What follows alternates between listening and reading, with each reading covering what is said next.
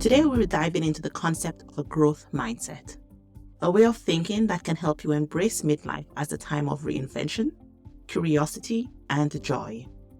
Together, we'll explore what a growth mindset is, why it matters so much right now, and most important, how you can start cultivating it in practical ways.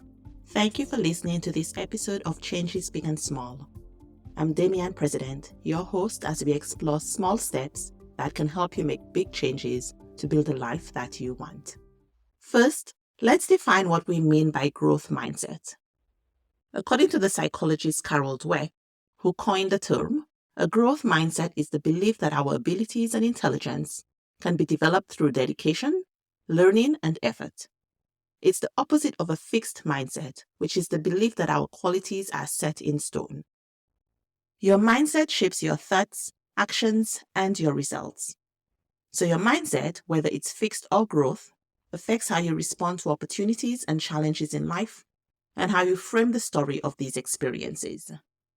So when you develop a growth mindset, you're opening yourself up to new possibilities and new experiences that you didn't previously know were open to you. When we say someone has a growth mindset, we mean they believe they can improve, change, and grow in their skills and abilities. This doesn't mean they never face challenges or setbacks, but rather that they see these as opportunities to learn and grow rather than proof of failure or inadequacy. For instance, imagine two people learning to play the piano in their 50s. The person with a fixed mindset might say, "I'm too old to learn an instrument," while the person with a growth mindset would think, "This is a great opportunity to challenge myself and develop a new skill." The growth mindset individual is more likely to persist through challenges and to ultimately succeed.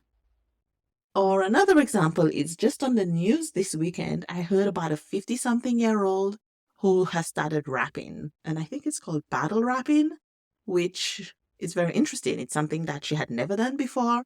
She started with poetry, and then somebody told her, "Oh, you're actually rapping." And then she got into battle rapping and now has won some awards and is teaching other people. So that's definitely an example of a growth mindset. Take a moment and ask yourself, when you face something difficult, do you think, "I can learn this?" Or do you think, "I'll never get it right?" This can reveal a lot about whether you're using a growth or a fixed mindset. Well, let's use a more current example from actually listening to the podcast episode last week. How did you respond to the exercises that I shared for addressing limiting beliefs? Did you view them as an opportunity, or did you immediately think that you can't change your thoughts? So did you approach my invitation with a growth mindset, or did you approach it with a fixed mindset? When you adopt a growth mindset, especially if you've had a fixed mindset for much of your life, it's going to take time, self-compassion, and practice. But it is worth the effort, especially in midlife. In midlife, you're no longer the person that you used to be. One approach is to be rigid and stuck with the old ways that you've always done things up to this point, or to keep doing the same routines and to be firm in keeping your same beliefs even though they don't serve you anymore. But midlife can be a powerful season of reinvention as well. It's a time when we get to ask ourselves, what's next for me? And this can open up all sorts of new opportunities. We can have the freedom to redefine joy and success on our own terms.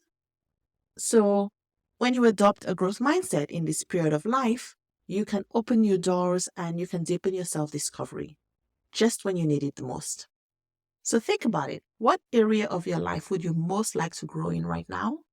When you adopt a growth mindset, you open yourself to lifelong learning. And that brings a new level of joy and resilience. So instead of seeing your age as a barrier, you can start to see it as an advantage. You have the wisdom of experience and the courage to try new things, maybe taking up a new hobby, learning a new skill, or simply challenging yourself to think differently. Let's dive into 5 practical ways you can build a growth mindset to help you build the life that you want. Number 1. Embrace challenges and new experiences.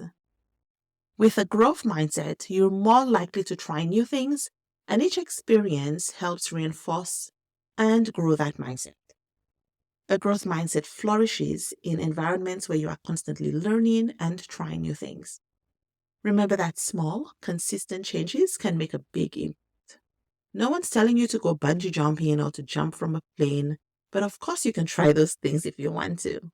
But if those are scary, start with something small, like trying a new recipe, signing up for a class, or even reading about a topic that you know nothing about and that interests you. Even small challenges allow you to step outside your comfort zone and develop new skills, building your resilience and your adaptability. So rather than avoiding tasks that seem difficult, use them to broaden your experiences. Take a moment right now and think about something new you've been curious about but hesitant to attempt. Maybe a new dish, or maybe battle rapping. Can you approach it with a playful, exploratory mindset? So instead of I don't know how, try thinking, let's see what I can discover. Document your experience and reflect on how it feels to step out of your comfort zone. Number 2, learn from criticism. Oof, that is a difficult one for many of us. Criticism can remind us of some of the worst experiences of our life, make us feel inferior or deficient in some way. But learn to see constructive criticism as valuable feedback rather than a personal attack. And this is a cornerstone of a growth mindset. When you reframe criticism as an opportunity for growth, it lets you be curious enough to see what's useful from the criticism. And that is very helpful for getting some insight about yourself and about others. So instead of focusing on your discomfort, try to find an actionable takeaway every time you get feedback. So the next time you get feedback, thank the person for giving you the feedback, and then take a deep breath and ask yourself, what's one thing I can take from this to get a bit closer to my goals? Keep it simple. Find one helpful point that moves you forward. Write down an action step based on that point and practice it for a week to benefit from the feedback. Number 3, find lessons in others' success. This is part of the reason I started this podcast. I noticed that some people were inspired by my life. I don't think it's that special, but it's interesting, right? Because sometimes we don't really think that we're doing something interesting, but it could be inspiring for other people. I also find that seeing what other people have achieved has opened my eyes to new opportunities. So observing and learning from the successes of others can be a tremendous source of inspiration. Rather than feeling intimidated or discouraged, see their achievements as proof of what's possible for you too. Success can offer valuable insights, strategies, and motivations to help you dream and achieve the life that you want. So next time you see somebody achieving success in an area that is interesting to you, or where you also want to have some success, take a moment to reflect. Imagine them as a potential guide, as a teacher, rather than someone that is extraordinary or someone that is a competitor to you. So instead of thinking, I could never do that, ask yourself, what can I learn from their journey? How are they like me? Think about 1 or 2 things that you admire about their approach and consider how you might apply those elements to your own life. For example, maybe you appreciate or you really like how somebody presents at work. Instead of feeling intimidated, analyze what makes their presentation effective. What do you like about it? Is it how they use storytelling? Is it their clear structure? Is it how they frame the slides and how it connects with what they're saying? Identify a specific technique you can adapt and implement it in your next presentation. And number 4, embrace the power of yet. That small word yet, which can be so impactful. I remember when I first learned about this, I had a colleague who would add yet anytime a student said, I don't know how to, whatever it was. And I was really attracted to the idea because I do believe in learning and change. I wouldn't have been a teacher otherwise, right? So adding the word yet to limiting thoughts is a small thing, but it's really transformative for building a growth mindset. When you say, I'm not good at this yet, you remind yourself that growth and learning are continuous and that skills can develop over time. You also acknowledge your capabilities, and this mindset shift keeps you open to possibility. The word yet really opens the door for change and progress, and it reminds us that our current state is not final. So, what is one thing in your life right now that you might be struggling with or you feel limited by? Try adding yet to that thought and see how it shifts your perspective. You're reminding yourself with the word yet that growth is possible. And last but not least, number 5, celebrate the progress, not the outcome. We've talked about celebration before in an episode talking about habits and how important celebration is for habit building. Focusing solely on the end result can lead to frustration, especially when the journey is long. That can be discouraging when you're not really seeing any progress, right? And that can lead to many abandoned goals. But just because you don't take the time to see progress doesn't mean it's not there. And this is where celebration is very important. And with a growth mindset, we're encouraged to celebrate the small wins and progress along the way. And this helps us to build resilience and to stay motivated no matter the outcome. By recognizing and appreciating your efforts, you reinforce a positive, growth-oriented attitude. So what's one thing you're working on right now? One strategy is to create a progress jar. Anytime you have some small success, it doesn't matter how small, that takes you closer to your goal, write it down and put it in the jar. At the end of the month, or whatever time frame you want to use, or even whenever you need a little boost of motivation, you can read through your progress slips. And this visual representation of your journey will help you appreciate the progress that you've made in the process and will help you stay motivated. So let's now talk about how you can reframe failure. When we fail, it's easy to think, I'm just not cut out for this. But growth mindset thinking reminds us that every failure is part of the learning process. Maybe you're learning to paint, write, or maybe you're just establishing a new routine. Instead of letting mistakes discourage you, ask yourself, what's one thing I learned today from this experience? One thing that I didn't know before? Each lesson brings you closer to where you want to be. Let's look at a real life example to see this concept in action. Suzanne had always wanted to learn how to paint, but she hesitated, thinking, I've never been an artist, just embarrass myself. Her fixed mindset was stopping her even from pursuing this interest. One day, Susan decided to give it a try. She went with a friend for a local beginner's class, and she immediately felt out of her depth. Her first few paintings were, in her own words, disasters. She wanted to give up, but instead of letting this experience confirm her doubts, Susan started to see each session as a learning opportunity. She asked herself, what can I improve on? What's one thing I can focus on to improve? She listened to her instructor's advice, and she allowed herself to be a beginner. And when you're a beginner, it means that you realize that you are learning and things will not be perfect. They might not even be good because you're learning. By shifting her perspective, she not only improved her painting skills over time, but she realized how much she loved painting, how much joy she got from the experience and from learning something new. She wasn't trying to be an expert, she wasn't trying to be a professional, but she could paint as something that she actually enjoys doing, something that she'd always wanted to do, and now could sit and spend some time with. Susan realized that every failure was part of her growth.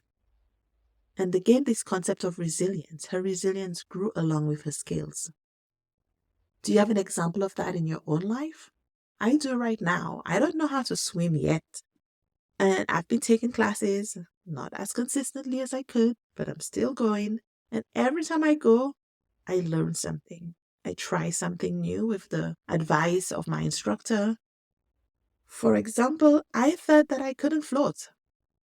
Can you imagine that? I thought that my body, which is like so many other bodies, was incapable of floating. But in taking swimming classes, I followed the instruction. I was open to seeing what happened, and guess what? I can float. I can't float now. I'm still afraid of running out of breath with swimming. And I don't really enjoy it when the water goes over my face when I'm on a back float. But I know that someday it's going to get better. Maybe it won't even bother me at all because there were things I didn't know how to do before, and now they're second nature. It's so easy to do them that I don't even think about it. Think about a recent failure you experienced and list 3 things you learned from that experience. How can you apply those lessons to future challenges, to future opportunities? But what if you keep getting bogged down by self-doubt? Let's talk about how to address that. Many people can relate to self-doubt. I certainly can. Will I be able to help my students learn? Was one of the things that I thought of regularly when I became a teacher. And then a few years back, when I wanted to stay in the Czech Republic, I thought, could I learn enough Czech to get permanent residence? Those are just 2 of mine. Self-doubt is natural, especially when we're stepping into something unfamiliar.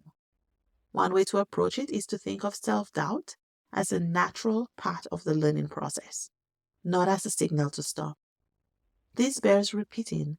Self-doubt is a natural part of the learning process. When you feel self-doubt, try reframing it as curiosity. I often remind myself that fear and excitement feel very similar. And I found that I would often acknowledge the fear, but not the excitement. Where are you also doing? Instead of thinking, I don't know if I can do this, ask yourself, what can I learn from this? What might I discover about myself?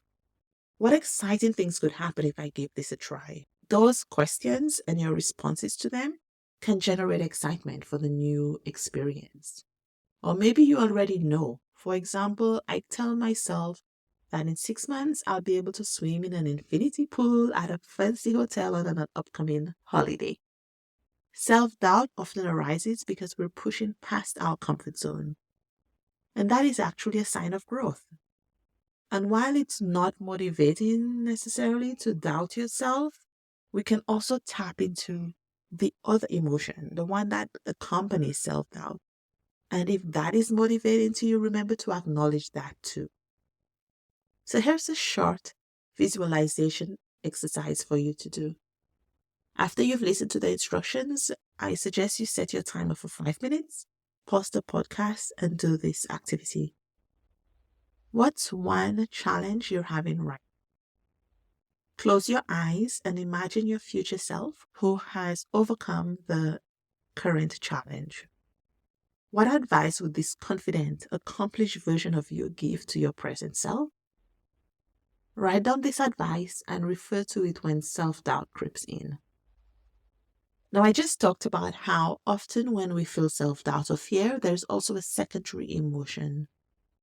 Using this helpful emotion is an example of how you can make lifelong learning joyful. We have myriad emotions that we go through every day, and some of them are helpful in a growth mindset, so feel free to use them. And if you need help with that, reach out to me. I'd love the opportunity to be your coach, and you can learn more at changesbigandsmall.com/coaching. Remember that growth and learning aren't only about tackling big challenges. They're also about savoring the process, finding joy in your curiosity, and being gentle with yourself along the way. One of the keys to a joyful growth mindset is to detach from the outcome and to appreciate the experience. Again, that idea of celebrating your progress. Ask yourself, what would learning look like if I approach it with a sense of play? Or my favorite after I heard it in a course is, how can this be 10% more fun? And another, what would it look like if this was easy? Maybe it's playing your favorite music while you work, rewarding yourself with a small treat after completing a difficult section of work, or partnering with a friend for accountability and for fun. Experiment with different approaches to find out what works best for you. It's that whole idea of N equals 1, right? Like you have to try things for yourself to see what really works for you, regardless of what might work for other people. These are just some examples of the questions and answers that can help you to rediscover joy and curiosity, which are essential elements of a growth mindset. Approach your goals as a series of small experiments, and each one will give you insight and will help you grow regardless of the outcome. Remember that growth can take time and it requires patience. Many of us tend to be hard on ourselves when we're not progressing as quickly as we'd like. But cultivating a growth mindset also means learning to trust the process, and it means being kind to yourself along the way. My invitation to you this week is to experiment. Experiment with adopting a growth mindset. Start small. Pick one area where you'd like to grow and try one of the techniques we discussed earlier in the episode. Maybe it's adding yet to a limiting belief, or exploring how you can make learning a bit more playful. Remember to be kind to yourself and focus on progress, not perfection. And as always, I'd love to hear about your journey. What new experiences are you trying? What limiting beliefs are you working to overcome? Reach out to me at contact@changesbigandsmall.com. If you're interested in diving deeper into the concept of a growth mindset, I recommend the following resources. Disclaimer that I haven't read all of them. Some of them I listen to on Blinkist. Some of them I have on my shelf with the intention of reading them, but those have been recommended to me and what I found in my research. The first one is like the seminal book on growth mindset or mindset in general, and it's just called Mindset by Carol Dweck.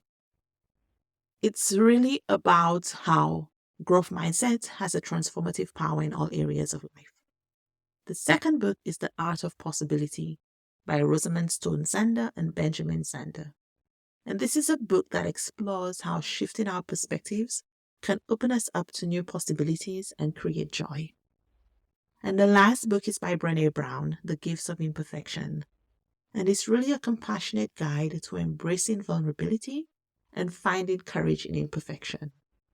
And those are key elements of developing a growth mindset. If you've enjoyed listening to this episode, please help me share it with more people by leaving a review. You can find an easy link for reviews in the show notes. Remember, growth is a journey, and every step you take brings new possibilities. Embrace curiosity, keep learning, and let joy be your guide. When we return, we will be exploring mindfulness practices for everyday joy and stress reduction. Until then, keep believing in yourself and remember, change begins with one small step. Have a great week.